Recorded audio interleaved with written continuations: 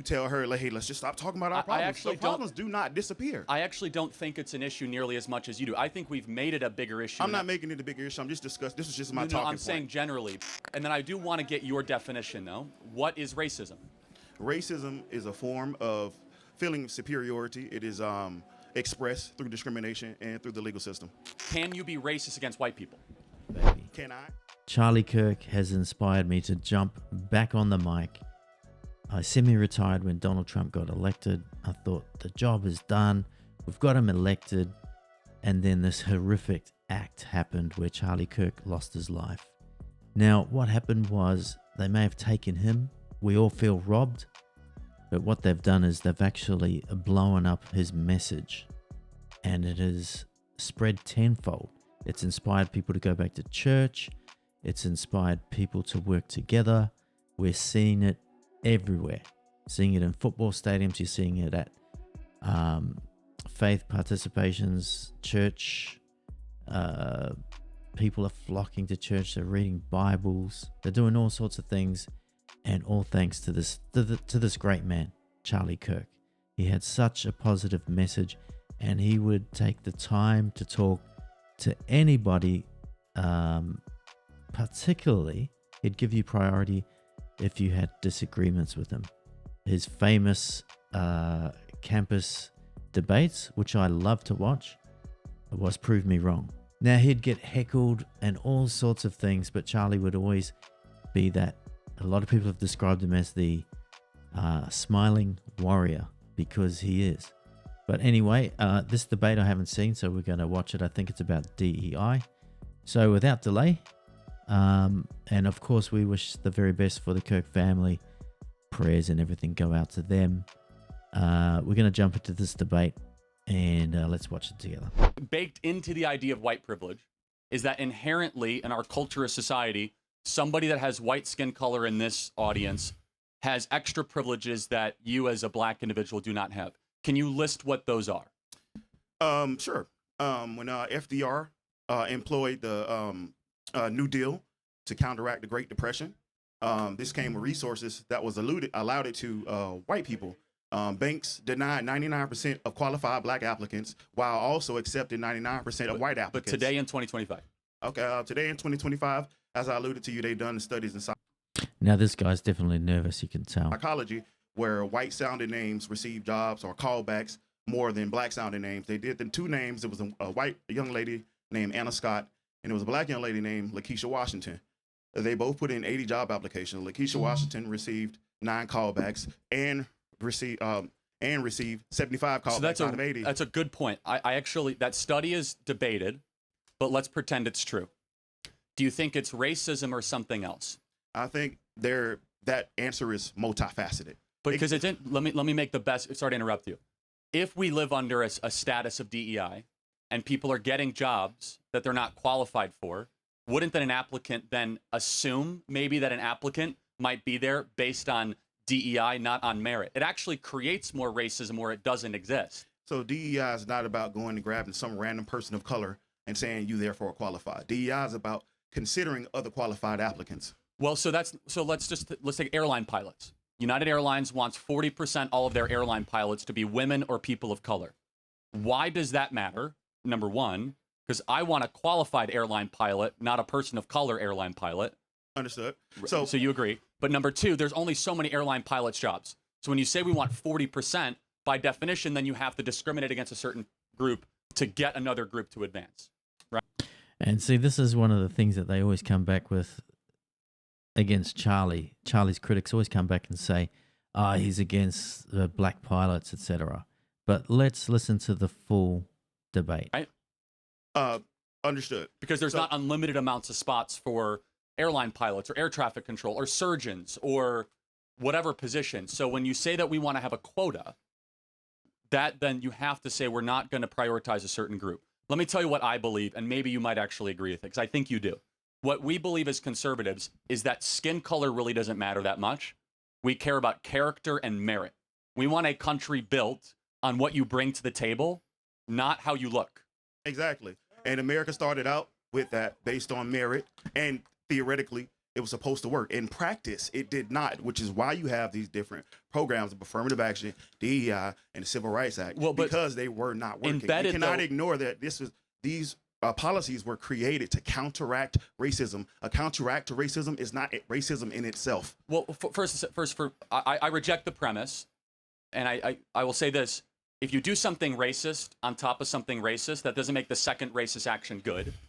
Because if you discriminate against white people to say that we're fighting racism, then that's not a good idea. But instead, I think you can agree that when we build a society like college admissions or job applications, we should say no quotas and just merit. You agree? I agree. Then you're against DEI, because DEI says quotas. Yeah, let me finish. I agree to a certain extent. There's always I agree, but. So, in other words, you don't really agree. Because if there's a but, let's just watch. I'm sure. I'm sure it's so when you mention about discriminating against whites, of course, I don't agree with that. Well, that is DEI, just so we're clear. Right, and I'm going to say it again. Cool. DEI was created to offset racism. We left it up to majority of white America to include people of color or qualifying credentials. They would not. So my argument is that you're saying it's reverse racism. My argument is that it needed to be there to counteract racism. Sounds like we need to find a different solution for both parties. I have a great solution. Stop talking about race all the time. Race doesn't mean anything. Because I look at you not as a black guy, but as a human being made in the image of God, and I want to know what you bring to the table. Are you... Oh, damn. I thought he was supposed to be racist. He looks at him as someone made in the image of God. Now, if he's racist, he would not say that. Good at the job. Are you better than your competitor? Because let me just pause for a second. I just want you to hear out what we believe. Is that when you talk about race all the time, you start to resegregate society based on tribes, and you lose this idea of e pluribus unum, all made in the image of God, out of many one. And yes, we have made many mistakes in our past, but we were getting closer as a country in my childhood as being not obsessed with race. We've become more race obsessed over the last 10 years, especially the last 5 years, which is why we're seeing the anti-DEI movement, which actually ends up hurting people of color more than previously. And I guess... And that's why I think we're hearing that term, is it black fatigue? Something fatigue. I think people have sort of, I don't know if it's lost patience, understanding, whatever it is. People have had enough of being pushed aside and saying, hey, you're white. No one cares what you think. You have no credits. You don't tick any of these boxes. And I think people have had enough of it, which is fair enough. I think everyone, the average person, just, everyone's chasing that green. They want security, they want a home, they want a family, and color doesn't really come into it. Every family wants that. The biggest question, though, is that why should race matter at all? Shouldn't we just de-emphasize it? What I wanted to first respond to is the notion of stop talking about race. I don't agree with that notion for the simple fact that talking about things bring awareness. Awareness leads to actions. Actions produce change results. It just brings division. That's all it brings. Division. I just want to use your logic and flip it on you. Imagine if you had cancer and your doctor was like, let's just stop talking about it. It wouldn't, in the same context that racism wouldn't go away. Got it. Cancer wouldn't go away. Let's accept that premise. Not. Do you think racism is a top 100 problem in America? I think it is. I haven't considered the other 99 to give a thorough. Crime, fathers not being around, obesity, suicide, mental health issues. For sure. Anxiety, cost of college, an open border, Russian-Ukrainian war, nuclear proliferation. See, the thing is, too, what you can control is, say, choosing your partner, building a life, creating a platform for your family. Those things you can do immediately from the decisions you make. Now, if you think you're going to solve your perceived worldview that there's, systemic racism or this racism everywhere, all around you, no matter where you look, it's all around you. How the hell are you going to change that? Your kids need education. They need food. They need a father. They need a mother. That is going to be more impactful than worrying about your perception and everyone telling you that racism's all around you. It's not all around you. It's in your head. Artificial intelligence, the rise of China, Like all that's probably more important than racism. So I'm not saying it is or isn't. But however, you're kind of changing the but subject. no, I'm not. But to use your premise, if I have cancer, that's the most important thing happening to me. Correct. Racism is not a cancer on America. Racism is sin, and we'll never get rid of sin because we are broken, fallen creatures from our Creator, and we rebelled. Right, So but you do not solve issues by not discussing them. If you and your wife have, I'm not sure if you're married, if you and your wife have a disagreement with communication. Yeah, but the problem is you can discuss the issues, but these people that just keep bringing it up, they don't have any solutions. They just want money. Just give me money, or not just give me money, but, you know, so-called solutions, always they want to throw money at it. And we see time and time again, particularly when it comes to government taking responsibility for these sorts of things, they don't really take responsibility for it. They funnel money to their friends, family, etc. It just gets abused all the time, and no one gets out of it. It's crazy. And you tell her, like, hey, let's just stop talking about our problems. So problems do not disappear. I actually don't think it's an issue nearly as much as you do. I think we've made it a bigger issue. I'm not making it a bigger issue. I'm just discussing. This is just my talking I'm point. saying generally, but like, let's just say, and then I do want to get your definition though. What is racism? Racism is a form of feeling superiority. It is expressed through discrimination and through the legal system. Oh, fair enough. So we agree that's wrong and it's terrible. So we should get rid of practices that actively discriminate against anybody based on race. Can you be racist against white people? Can I? Or yes. black people? No, can a black person like yourself be racist against a white person? Absolutely. Okay, good. We agree, and you should be applauded for that because some people on the left think you can't be racist against white people. So some, not all. Just to speak for black people. That's quite a statement, but sure. Well, let me speak for the majority who are of my opinion. So when blacks who, let's say, have disdain for whites, it is not based on racism. It is based in cause and effect. It is normal for anybody to hate a suppressor. It is normal for anybody to hate it is normal for anybody to hate their murderers. America went to war with the British Empire for being suppressed and oppressed. So my concluding point is that a lot of the hate that can be perceived from blacks as white is hating oppression, not white people. Because if you substitute our oppression for a Mexican, if a Mexican oppresses us, we therefore hate him as well. If a black man oppresses us, we therefore hate oppression. I think that's a fair point. Let me ask one final question, if that's okay. If you had to decide which is a bigger problem facing black America, racism or a lack of fathers raising black kids, which is a bigger problem? I would say what impact? See, what this tells me straight away is, unfortunately, this man, who's been very respectful, it appears like he hasn't even thought about this. And this is one of the biggest problems. If you look at statistics of fatherless homes, for instance, none of them are good. They're terrible. And they stick out like a sore thumb. So this guy, he's never thought of that because it always goes to racism straight away. Can you repeat the question? If you had to decide in a binary choice, which is a bigger problem facing black America, racism or a lack of fathers raising black youth?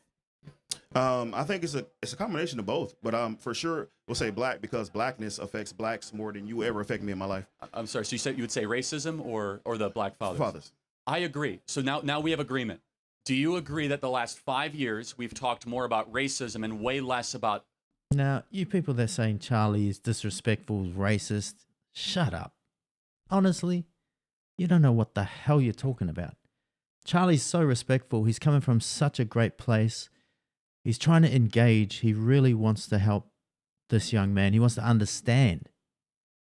And with that understanding, he knows that he has some of the solutions that he can pass on. He's made this guy think. He really has. You can see this guy thinking. And turns out they agree on most of the situations that Charlie's raising up. And this guy never really thought about fatherhood or lack of fathers in the home until Charlie brought it up. And I'm only going, I don't know that for a fact. I'm just going by the way he reacted and responded to the question. He needed it to be repeated. Dad staying around with the women they impregnate. Would you agree that's probably a problem? I agree that's a problem amongst all races. When you say we, who is we? Well, He is right. It is a problem amongst all races. Every home needs a father. as a society, but it's especially a problem in Black America. If you had to guess, I know this is like Trivial Pursuit, but approximate, what percentage of Black youth have a stable father around? I wouldn't know those numbers, sir. It's about 30%. So that means that 2 out of 3 Black kids do not have a dad around. And he doesn't know the numbers because, I don't know, for some reason, crime statistics, fatherless homes, they love to hide it and pad it and not talk about it. It's always about color. And that is crippling because you can't change your color. When I say it's crippling mentally to the person that believes that. Not to the people around you, but to the person that believes that. It is going to cripple and inhibit your ability to be successful in your pursuits because you don't have the confidence, you don't have the energy, you're worrying about these things that aren't really there. It's like, I call it Casper the Ghost, the boogeyman. It's not there. It's only there if you let it be in your head. Now, of course, there are exceptions, but exceptions don't change the rule. We're talking, if there are racist people, it's probably less than, way less than 1%. Like truly racist, people that cannot stand you, that, it would be less than 1%. So I will have to fact check that for myself. That's fine. You can I'll watch it watch up. a few of your videos. You guys can look it up on Grok or ChatGPT or Perplexity or the AI of your choice, right? And so here's our perspective as conservatives, because this is a colorblind truth. See, as conservatives, we apply things that are true to all human beings regardless of their skin color. That if you don't have a dad around, you're more likely to commit crimes, go to jail, more likely to basically be on the outer fringe of society. When 2 out of 3 Black youth don't have dads around, that's a big, big problem. And it creates a cycle of violence and poverty. And they find their dad in the streets. They don't have a male role model to look up to, and then they hit the streets, and that's where they find, that sort of that masculine role model. And unfortunately, they can be easily misled. That's not racism, that's culture. And the cultural problems happening in Black America, the white people are not doing that to Black Do we America. not look at the sources of poverty? When I spoke about redlining, that was literally whites forcing blacks into ghettos because they would not give us houses. No one's going to... See, that's the other thing. Poverty, that doesn't make you a criminal. That doesn't make you a want to end people. We cannot ignore that. No one's going to defend that. But we cannot ignore who created poverty, who created the ghettos. Let me ask a simple question. It's disingenuous. Well, hold on. Just because you're poor doesn't mean you have to leave the woman you impregnate. Correct. That does not transcend every racial group. I want an answer, though, because I'm curious. Why is it that so many Black men leave the women that they impregnate, more so than any other group? Why is that? Is that the white person's fault? No. Okay. So maybe the biggest problem facing Black America is self-actualized. Right. I'm not arguing, external. I'm not arguing what's the biggest and smallest problem. I was just asking you about white privilege, because it exists. For sure. But what I'm arguing is that as a society, we had entire years of corporate apologizing, television advertisements talking about racism in America, and zero attention saying, hey, dudes of all colors, don't impregnate women and abandon them because you're cowards. Why hasn't anybody ever said that? Because that actually would fix the country. What makes you think that hasn't been said amongst the Black community? I'm a Black father. It's been... Well, thank you. Amazing. Can you point to a single Black artist, rapper, or athlete that has said that in the last decade? About specifically saying Black fathers should be involved in their children's life? No, saying don't abandon the women you impregnate. Oh, they haven't said it in those words, but they do promote Black family ties, which is essentially the same thing. I'm not trying to nitpick, but do you think most rappers promote staying with their family or not staying with the women that they impregnate? The rappers that I listen to, the J. Cole's, the Kendrick Lamars, they preach family values. Okay, I'm not an expert in American rap, but if American rap is promoting family values, then I guess I'll not in its full totality. You have different genres of rap. You have gangster rap, conscious rap, hip hop, so forth and so on. But for the artists that I listen to, they absolutely promote those type of values that you promote. I'm glad to hear that. I actually agree with many of your conservative takes. Thank you. I disagree with some as well. That's just because I think for myself. We agree on a lot. We disagree on some. I can say this, that we both want a country based on merit, and I think we should keep that as our ultimate goal and purpose. Thank you so much. I appreciate it. Thank you. Yeah. So there we have it, Charlie Kirk at his best. We're not going to have him debating civilly like that anymore. He has left a legacy. It has blown up tenfold. However, no one is going to be able to replace him. I just love the way that he handled that debate. That's a very divisive topic. Things like racism, white supremacy, etc. People get really triggered with those sorts of conversations. Charlie was able to engage with this man in a good faith conversation. I think they agreed on a lot more things than I thought they may have. Admittedly, the young man he was debating seemed to be fairly open to the conversation, and I think that's why they were able to get a lot more out of it. But that is Charlie Kirk. There is no way on the earth that he is a racist.